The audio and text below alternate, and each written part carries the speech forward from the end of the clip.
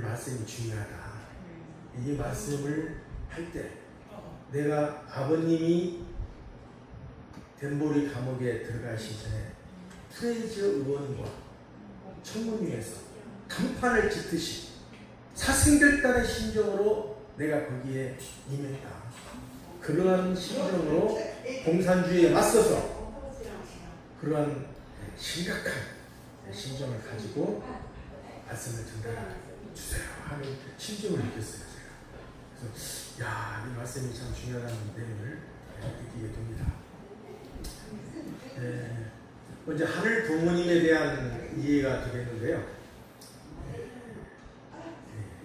하나님의 이제 본 성상,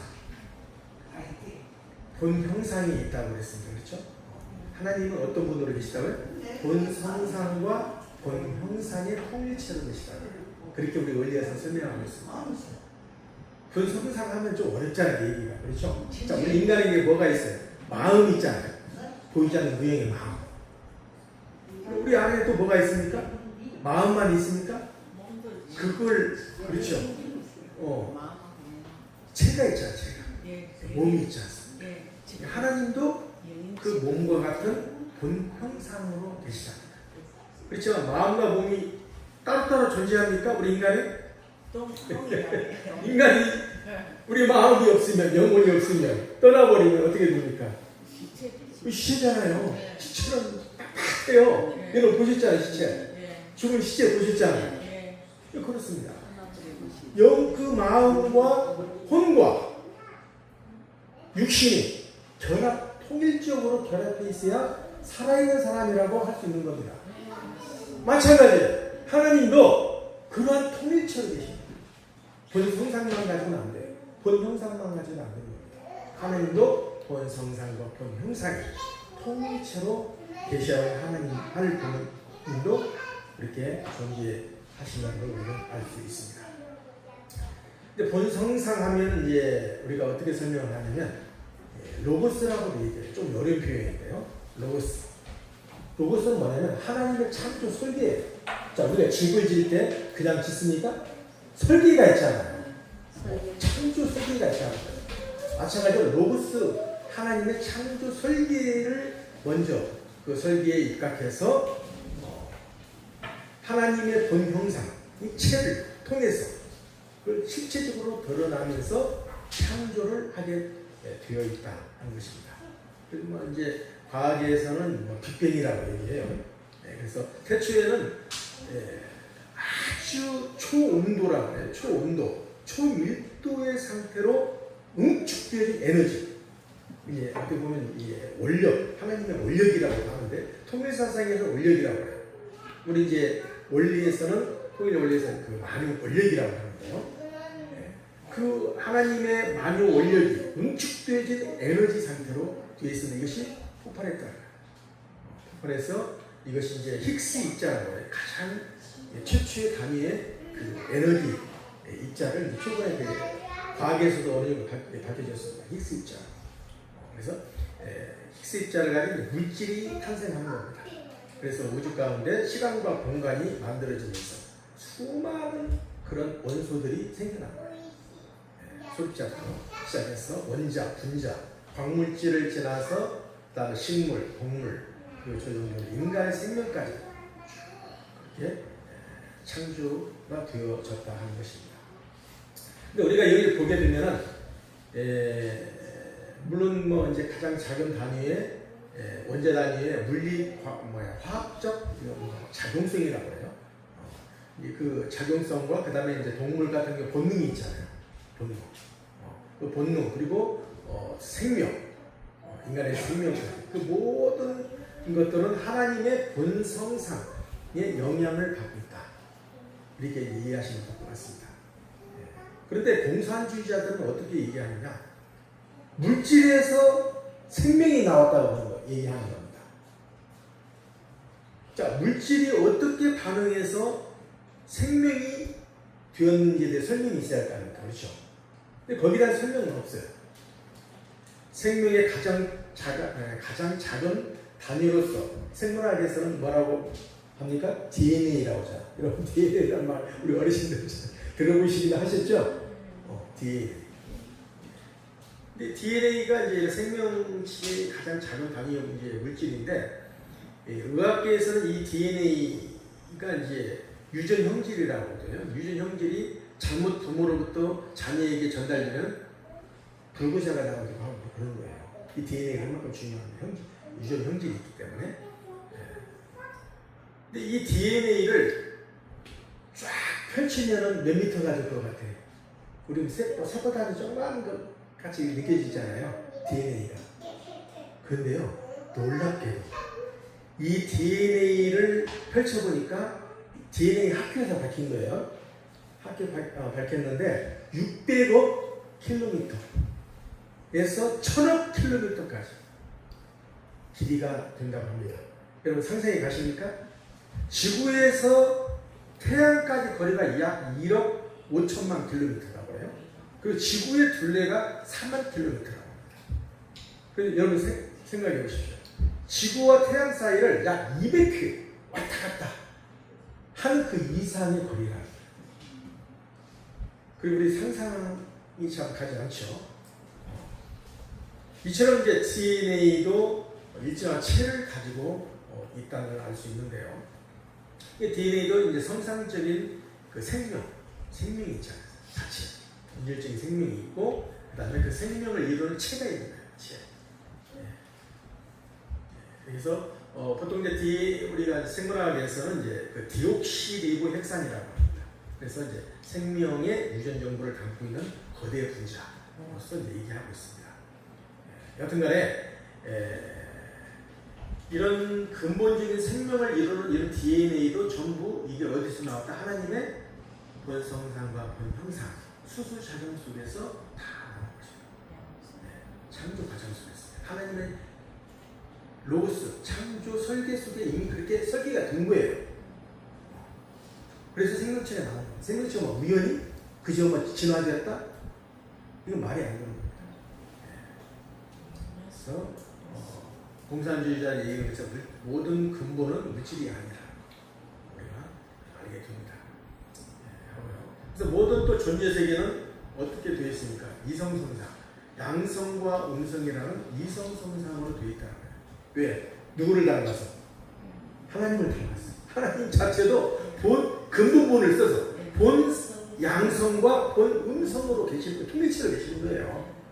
이 하나님을 닮아서 인간을 창조, 모든 피조 세계가 창조되었다 보니까 모든 피조 세계를 다 바라보니 양성과 음성.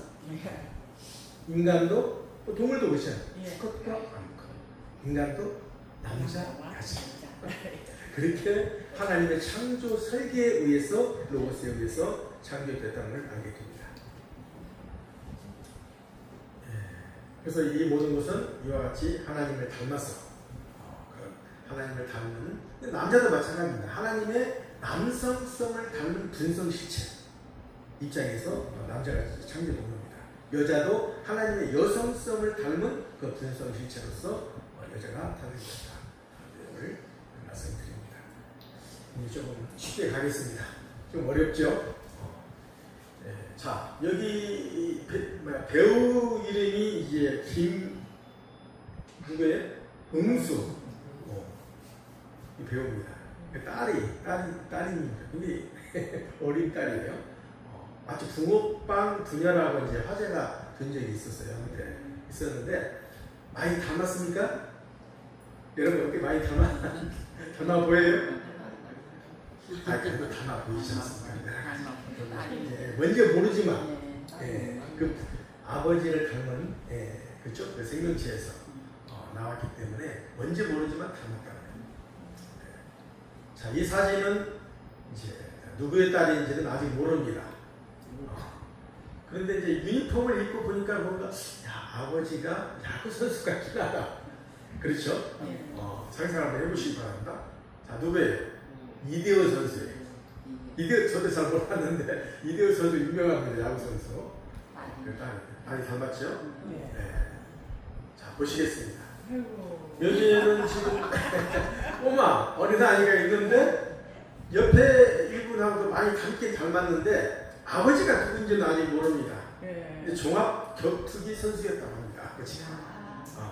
그래서 자 보시겠습니다. 누구예요? 김동엽 선수입니다. 이마도 닮았어요. 네, 많이 좀 닮았죠.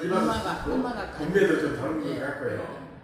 이처럼 자녀들은 부모를 닮아서 탄생된 겁니다.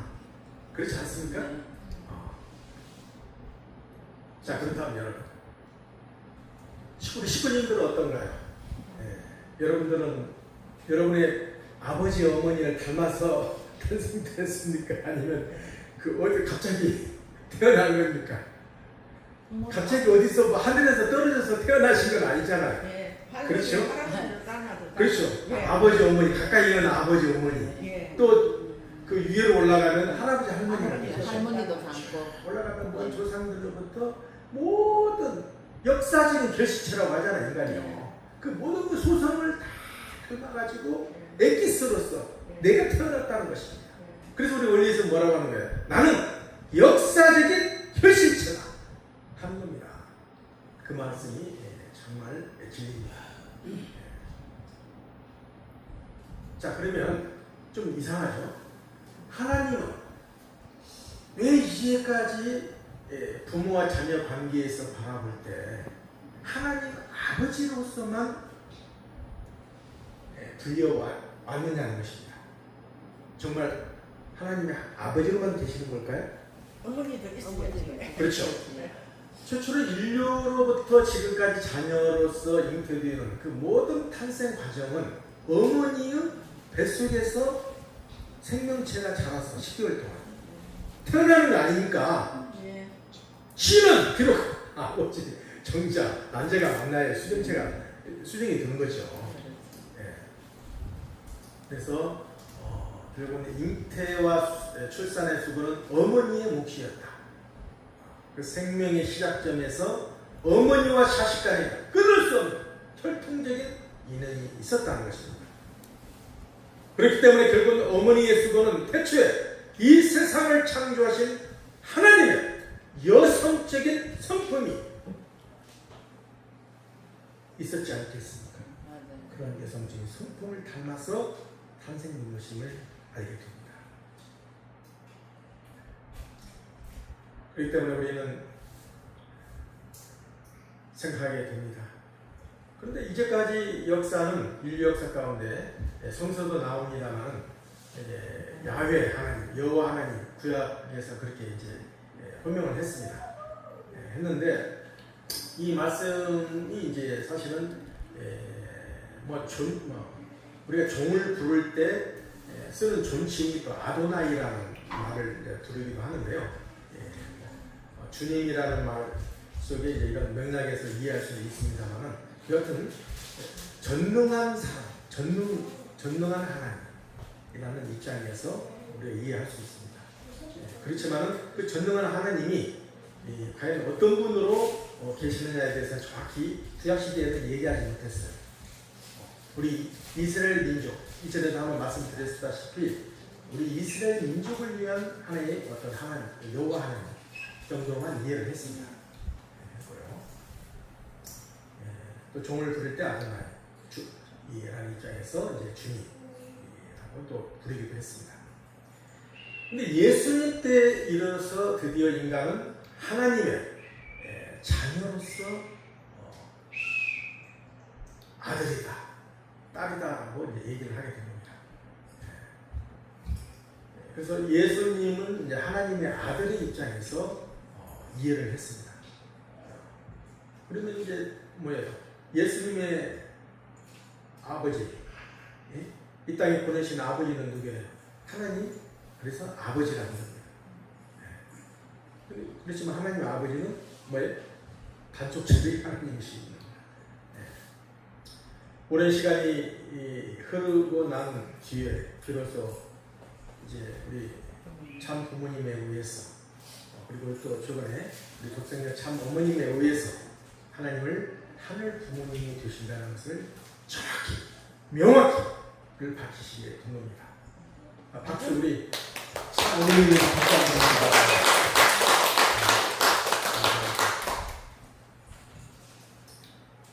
그러면 왜 하나님은 하늘 부모님이 되시는 것일까요? 하나님은 남성적인 성품을 갖추신 하늘 아버지인 동시에 여성적인 성품을 가지신 하늘 어머니시기도 한 것입니다. 그래서 우리는 하나님의 남성성이 실체로 나타나는 것이 우리의 남자고 하나님의 여성성이 실체로 나타나는 것이 우리 여자인 것을 알게 됩니다. 여튼간에 이 두 성품을 가지신 하나님을 우리가 무엇라고 부를 수 있느냐? 아버지, 어머니 이 모두를 합해서 뭐라고 합니까? 부모님. 부모라고 하잖아요. 영어로 얘기하면 parents, 원래 복수가 s가 들어가야 돼요. 그런데 어머님이 아니다. 그건 단수야. parent야. 그렇게 말씀하신 거예요. 왜 그렇게 말씀하셨습니까? 아버지, 어머니는 한 분이라는 한 분. 두 분이 아니라는 거예요. 일체. 예, 그렇죠. 일체. 일체. 그런 의미에서 단수 형으로서 parent, heavenly parent로 말씀을 해주셨습니다. 그래서 하늘 부모님은 인류의 부모로서 남성격으로도 존재하고 여성격으로도 존재함을 알 수 있습니다. 이것이 바로 하늘 부모님의 본질인 것을 우리 홀링마다 참 어머니께서 밝히신 것입니다.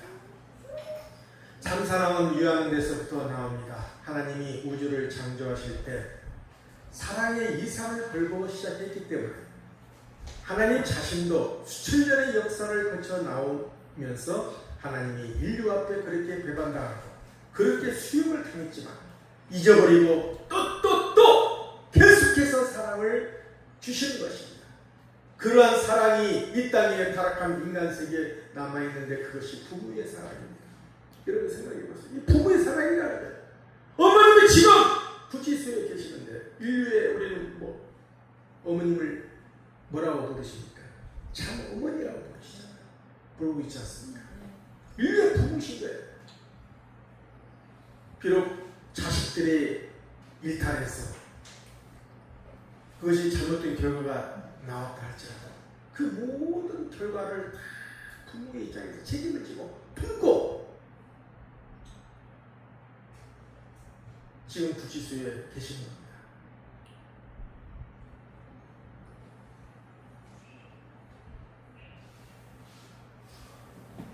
지금 유튜브 여러분들 보시면 알 수 있습니다만 참 어머님에 대해서 별별 말 못할 그런 입에 참 오르기가 어려운 그런 말로 한학자라고 얘기하면서 막 비아냥거리기도 하고 비소하면서 그 수많은 유튜버들이 올라와요. 대부분 누가 만들어서 올리나 이렇게 봤더니 대부분 반대파 기독교인들이 그 짓을 많이 하고 있어요. 그러나 선량한 양심 있는 기독교인들도 많이 있습니다. 모두 다 그런 건 아니에요. 그런데 일부 그 몰직각한 그 반대파 크리스천들이 그렇게 함부로 대하고 그런 이상한 유튜브들을 올리면서 그 반대 정책을 펼치고 있습니다.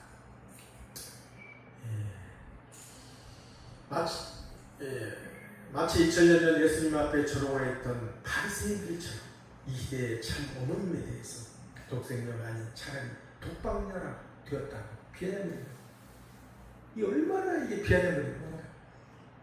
참으로 가슴 아픈 현실입니다. 왜 사람들은 이처럼 한 시대를 살아가는 인간인데도 불구하고 이처럼 우리 시부님들이 생각하는 것처럼 너무나 다른 차원의 세계에서 살아가는 것처럼 얘기를 하고 있을까요? 이는 단지 그들의 무지의 탓으로 돌리기도 어려운 것입니다. 그것은 바로 심정의 공백이 있기 때문에 그렇습니다. 심정의 세계가 다른 거예요. 하늘 부모님의 세계, 심정의 세계, 참 부모님의 심정의 세계 들어와서 치유를 해야 되는데 심정 치유가 아닌 거예요. 그런데 자기들이 경험한 수준에서 당신들이 알고 있는 지식의 수준에서 판단을 하는 거예요. 이 판단이 되겠습니까? 하늘의 천신과 공민이 안 되는 거예요. 심정의 세계가 다른 겁니다. 이해할 수 없는 겁니다. 그래서 우리는 독생녀는 하나님의 딸이라는 입장에서 오신 분이라는 것을 이해하셔야 됩니다. 독생자가 그렇다고 해서 창조주로서 하나님이라는 얘기가 아니에요. 기독교인도 분명히 알아야 됩니다. 착각하고 있어요. 독생자가 하나님이다. 유튜브에만 뜨거. 공부하지도 않은 것 같아요. 보니까 공부라도 조금 하고 이렇게 올렸으면 좋겠는데 공부도 안 한 거예요. 자기들의 생각 기준을 가지고 막 평가하는 거예요. 모든 인간은 본래 타락하지 않았다는 모두가 하나님의 아들이나 딸이 되는 겁니다. 그렇죠? 그래서 우리는 참 이런 부분에 대해서 다시 한번 생각해 봐야 됩니다. 참 어머니께서는 이제 어릴 때 조원모 할머니의 사랑을 많이 받고 자랐다고 해요. 그래서 이제 조원모 할머니는 늘 너의 아버지는 하나님의 아버지야. 하나님의 아버지가 너의 아버지야. 이렇게 늘 말씀을 듣고 성장 과정을 거쳐서 자라고 오셨다고 합니다. 우리가 이제 아버지 하면 하나님의 아버지만 들어오잖아요. 그렇죠? 근데 이제 여튼 어머니 대모님은 엄격한 기준에서 참 어머니가 어릴 때부터 독생녀로서 신앙적으로 깨끗하게 성장할 수 있도록 유모와 같은 입장에서 이렇게 계셨다. 이렇게 이제 고백을 하셨습니다. 그래서 너의 아버지는 하나님 아버지다. 하지만 또 하늘 최근에 와서는 이제 하늘 어머니까지 밝히신 겁니다. 야, 당신이 어머니의 기준, 신정의 기준, 참부모의 귀에 오르셨기 때문에 그렇게 하셨다는 겁니다. 그런데 독생자가 하필 그토록 기독교인들에게 욕을 얻어먹으면서도 왜 대한민국에서 태어날 수 있었을까요?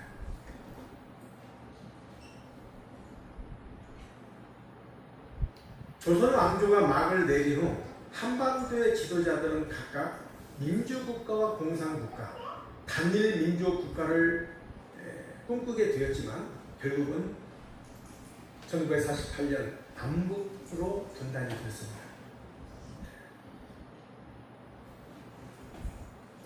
그런데 이제 결국은 남북이 분단돼서 6.25가 터졌지만 유엔이 참전을 했다고 했잖아요. 그렇죠? 심의개혁이. 그래서 유엔 심의구이 참전한 것은 결국은 재림주님이 그때 당시 아버님이 흥남감옥에 계셨고 또 어머님도 이제 일상교회에서 지금 이렇게 남아하는 중이었어요. 그리고 사실 공산주의 그 부인에게 잡혔던 게요. 어머님도. 거의 이제 잘못하면 죽을 수 있는 운명에 아니면 이제 돌려보내거나. 그런데 놀랍게도 어머님이 이렇게 노래를 부르신 거예요. 또 머리에 손녀가. 그러면서 거기다 감자 있는 걸 갖다 부인들이 주다. 근데 그 마음에 사랑의 마음에 녹아나는 거예요. 순간적으로. 하나님의 역사죠. 그러고 나서 그냥 보내준 거예요. 다행히. 그래가지고 그 유대인들이 하나도 다치지 않고 남한에서 한국에 남한에 올 수 있었던 겁니다. 그야말로 하늘의 역사입니다. 그러니까 그 과정에서는 정말 하늘이 함께 하시다.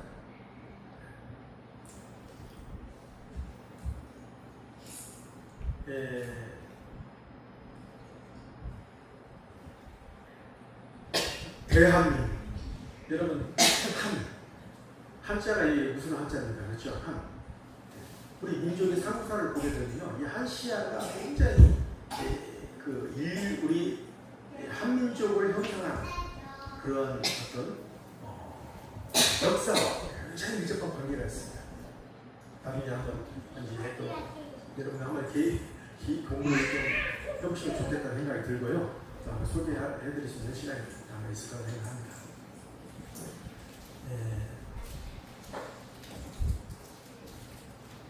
독생녀는 그야말로 하늘이 2000년 동안 기다려온 딸로서 오랜 세월 동안 한결같이 인류의 곁을 지켜온 하늘 부모님의 심정을 느낄 수 있는 사람은 깨달을 수 있는 것입니다. 독생녀 실제 성녀이신 참어머님은 내가 지금 결단해서 나서지 않으면 안 되겠다. 내가 하겠다라고 결단하고 이 길을 오신 것입니다. 어느 누구도 그러한 어머님에 대해서 왜 당신이 독생녀라고 주장하느냐 얘기할 수 없는 겁니다. 왜 그런지 아십니까? 아니 예수님이 하나님의 아들이라고 하잖아요. 그리고 천상천하 유아 독종이라고 했잖아요. 부처님 당신 성가세요. 그러면 그렇게 얘기를 한 겁니다. 그런데 우리가 인류의 참 부모, 우리 참 아버님 어머님에 대해서 재림주님이요 독생자 인류의 참 부모다. 그럼 분명히 그렇게 우리들로부터 모심을 받을 수 있는 이유가 있는 겁니다. 그렇죠? 이유가 있는 거예요. 근데 그것을 알아보지도 않고 왜 당신이 독생자입니까? 여기에 대해서 반대할 수 없다는 것입니다. 인간적인 눈으로 보면 똑같이 먹고 싸고 보통 인간과 다를 바가 없죠.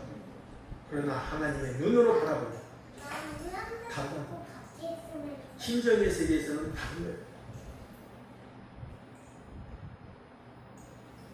하늘 부모님을 이 세상 누구라도 사랑했던 딸, 서양 고전 문학을 좋아하고 친구와 함께 저런 생활을 꿈꾸기도 했던 17살의 하늘 부모님의 딸로서 독생이었다. 어렸을 때도 얼마나 큰 하늘 부모님의 꿈이 이상이 얼마나 컸겠어요. 얼른 유튜브에 누가 나오더라고. 내가 중학교 어머님의 동창이었는데 우리 한학자 이 친구는 뭐 어렸을 그때부터 우리 같은 중학교 시절에도 꿈이 너무 컸어. 꿈이 큰 게 잘못입니까? 하나님의 이상의 꿈, 하늘 부모님의 꿈을 이루어드리겠다는 이상의 꿈을 가지고 하나님과 일문일답을 하면서 어린 시절부터 성장해 오신 분이에요. 근데 그게 뭐가 잘못이라는 겁니까? 뭐가 문제가 된다는 겁니까? 그렇다면 신령 공동체에서 예언한 대로 다시 오마하신 예수님이 2000년 만에 왜 한반도에 재림하셨을까요? 다시 오신 재림주님은 독생자를 만나 어린 양 혼인잔치를 해야 하였기 때문인 것입니다.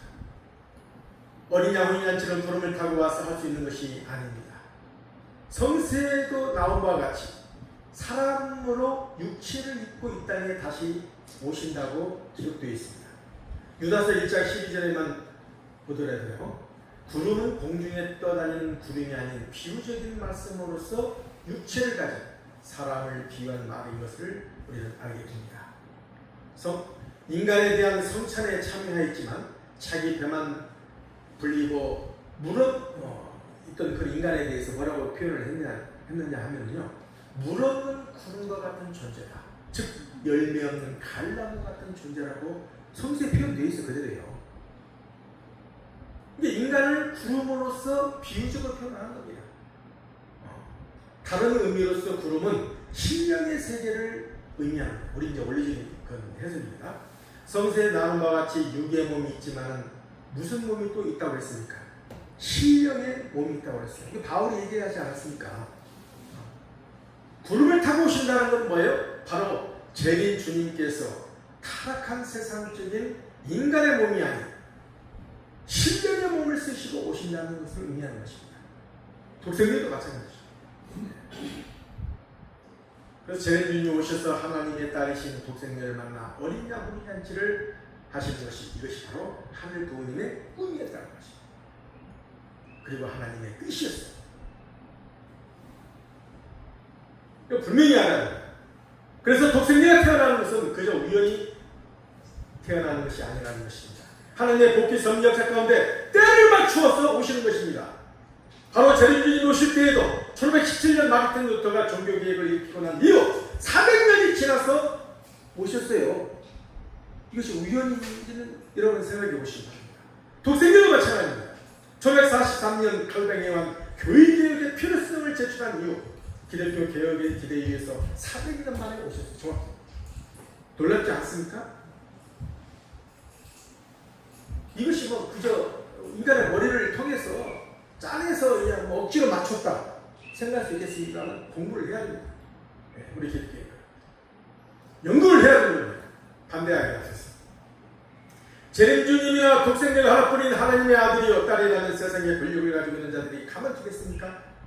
가만두지 않는 겁니다. 2000년은 예수님도 핍박 가운데 놓여져 있었습니다. 당시 예수님을 보호할 수 있는 모든 환경 기반을 다 잃어버린 거예요. 사가랴의 가정을 중심 삼고도 종족적 기반을 다 잃어버렸잖아요. 마리아의 중심 삼고 가족적 기반을 보호 기대권을 다 잃어버렸어요. 그래서 예수님 어쩔 수 없이 마지막 겟세마네 동산에서 가면서 기도를 했잖아요. 마지막 기도하고 이제 내가 어쩔 수 없이 십자가에 가야 된다. 그리고 나서 십자가에 가서 돌아가신 것입니다. 재림님 오실 때는 종교개혁의 기대를 위해서 민주주의라는 혁신을 통해서 장차 또다시 재림주님 오시면 또 죽일 수 있어요. 그러니까 죽일 수 없는 그런 환경권을 민주주의라는 토대를 만들어 놓은 거예요. 그런데 지금 우리나라가 민주주의 국가인지 모르겠어요. 이게 참 부모님을 구치소에 가둬서 이게 아무튼 뭔가 이 법이 제대로 진실이 밝혀질 수 있을 것이라 기대합니다. 지난번에 금요일날 천심원 기도위에서 일본 다나카이 표지장께서 일본 사태를 놓고 그 원인에 대해서 분석을 했습니다.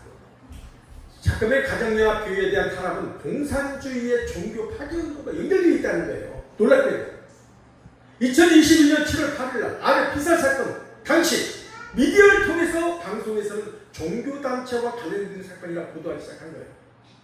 범인의 모체의 가정연합 시민도라고 보도하면서 나오기 시작했는데요. 근데 이상한 건 뭐냐면 그 이후 12일날 중국인민일보의 환구시보라는 신문이 있어요. 여기에 뭐라고 나오느냐, 이 신문의 범죄자인 야마가미가 피해자라고 하면서 가정연합이 오히려 가해자다 라는 논리를 펼친 겁니다. 아니 아베 전 수상을 누가 죽였습니까? 우리 교회가 지시해서 죽인 겁니까? 아니잖아요. 본인의 개인 판단이잖아요. 자기 어머님이 비록 통일교 신도를 할지라도 근데 그것이 헌금 때문에 이것이 문제가 되어서 자기가 그랬다 이렇게 살인에 대해서 자기 나름대로 변명을 한 겁니다. 결국 일본이 그런 살인자의 편에 서가지고 놀랍게도 사람을 죽인, 그것도 일본의 총리였던 사람을 죽인 그 사람에 대해서 죽인 그 가해자에 대해서 범죄인이죠. 범죄자를 마치 피해자처럼 둔갑시켜버린 거예요. 이게 말이 되는 얘기입니까? 어떤 조용한 법정주의적 입장에서 보더라도요, 이거 이해가 할 수 없는 얘기입니다.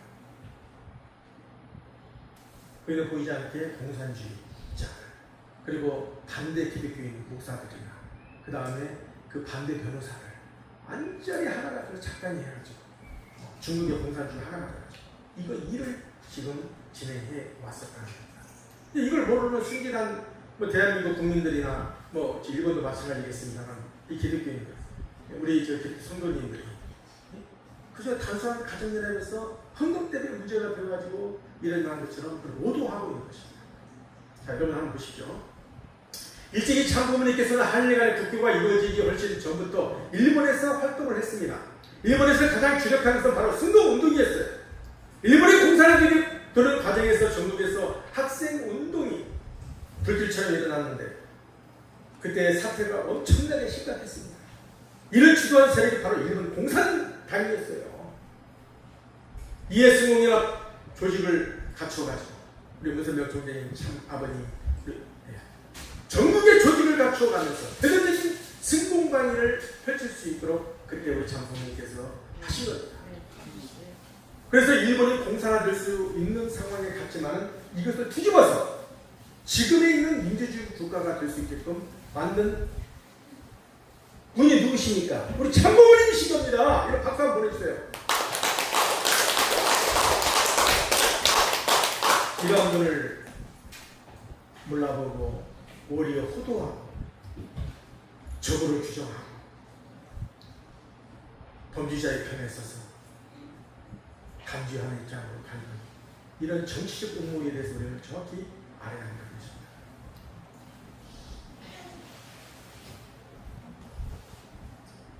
대한민국에서 오늘날 정부가 바뀌면서 갑자기 정부가 정치 탄압의 대상이 되어버렸어요. 과거 이런 일이 없었어요. 역사에 정부가 이렇게 탄압받는 일이 없었어요. 단지 이제 과거 신천지나 그 코로나 사태 때 이제 여러 가지 그 정부의 비협조적이었다 해가지고 조금 그때 당시 이제 그때도 마찬가지 이재명 전 지금 현 대통령께서 주지사로 계실 때 어디요 그 도지사로 경기도 도지사로 계실 때였습니다. 뭔가 좀 종교하고 이재명 대통령께서 그렇게 안 보려고 저는 이제 굉장히 나이도 친구 나이 때고 그래서 굉장히 저는 적극적으로 참 잘했으면 좋겠다 하는 마음이 있었어요. 기대도 했었습니다. 정말 잘해줬으면 좋겠다. 그런데 참 이런 사태가 결과를 놓고 보면서 참 많은 실망을 또 하게 됐습니다.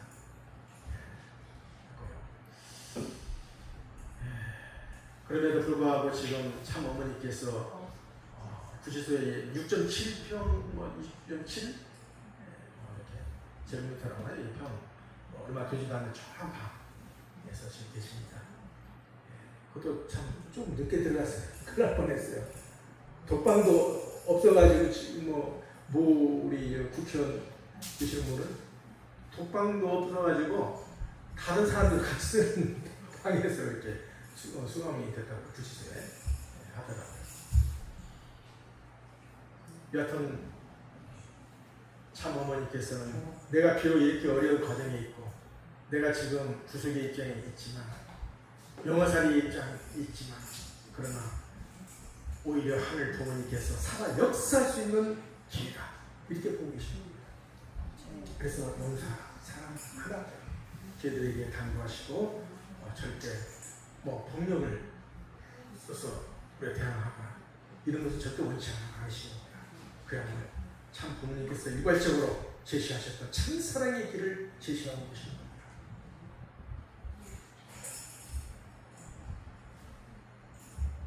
오늘 이제 그 아침에 야마미야코 우리 시사님이 영상 하나 올리신 여러분 보셨는지 모르겠습니다. 의료 진단에 나온 내용인데요. 특검이 거기에 이제 한 의인 같은 분이 얘기하신 거예요. TV에 나오셔가지고 지금 특검을 보니까 아무 증거도 없이 종교 지도자를 압수수색 해가지고 법원이 그걸 또 영장을 수색할 수 있도록 영장을 발부해줘요. 아무 기준이 없다는 거예요. 이 나라 법치주의 국가에서 있을 수 없는 일을 지금 하고 있다. 이렇게 용기 있게 지금 얘기하는 의인들이 계십니다. 이런 의인들이 많이 나타나서 정말 참 어머님을 지켜드리고 보여드릴 수 있는 입장으로 하루빨리 석방될 수 있도록 좀 지지해 주시면 감사하겠습니다. 참 어머니는 인류의 평화의 어머니로서 이제까지 남성위주의 사회에 대한 전면 개편을 요구하였습니다. 남성위주의 사회는요 주로 싸움입니다. 이러한 타락한 사회에서 인류를 치유의 길로 인도하는 평화의 엄마가 필요했던 겁니다. 지금 시대가 필요한 겁니다.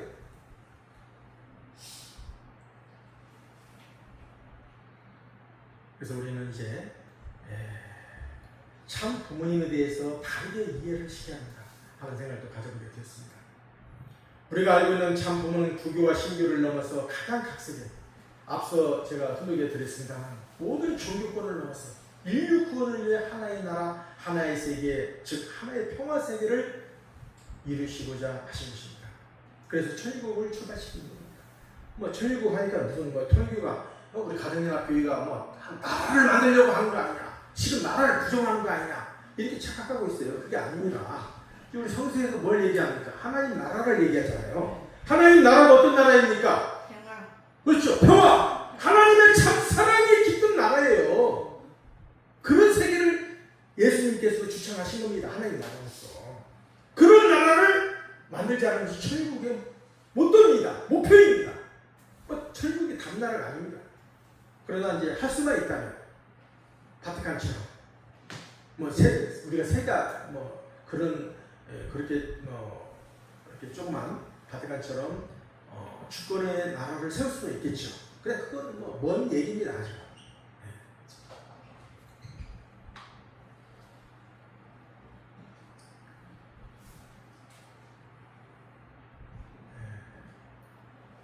그래서 우리는 참 부모님의 유산과 가치를 정확히 알려야 할 때인 것을 알게 됩니다. 귀 있는 자들은 들을 것입니다. 양심 있는 의인들은 들을 것입니다.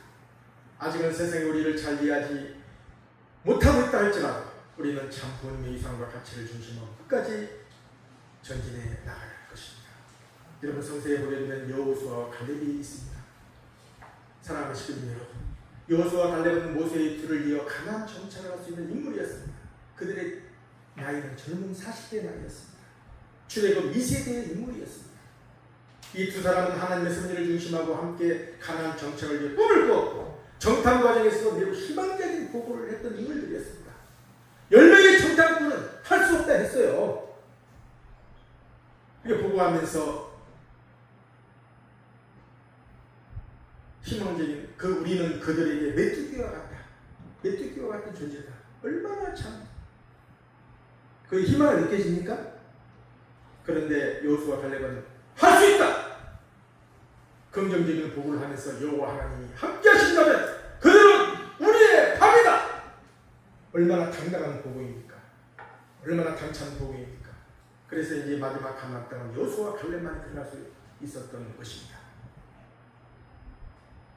이 시대에 여러분 생각해 보십시오. 최근에 우리 장가정 사위들을 중심하고 지금 비상대책위원회가 구성되었습니다.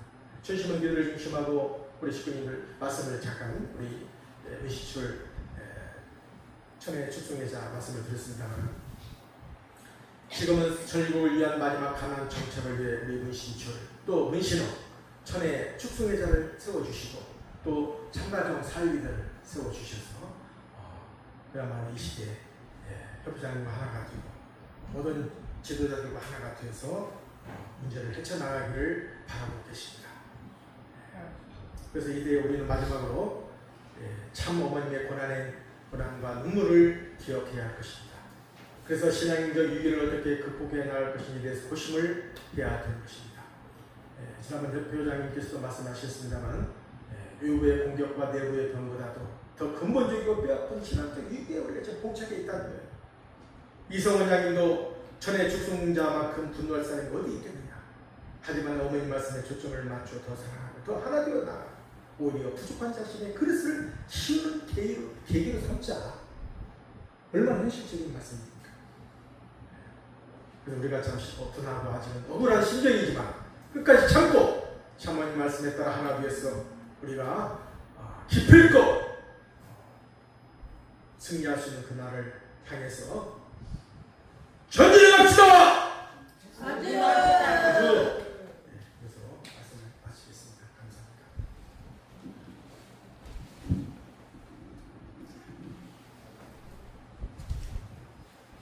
요즘 특성의 시간입니다.